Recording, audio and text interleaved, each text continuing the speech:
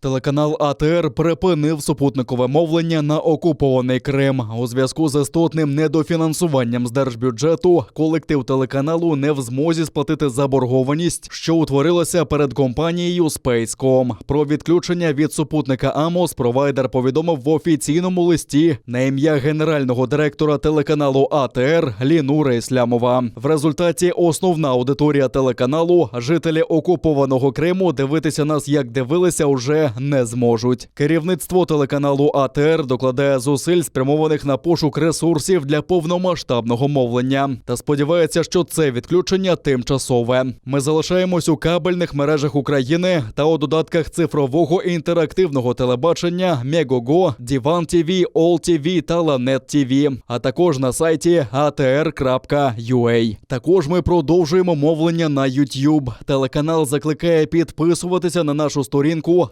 телеканал АТР, яка залишиться поки основним джерелом зв'язку з окупованим Кримом.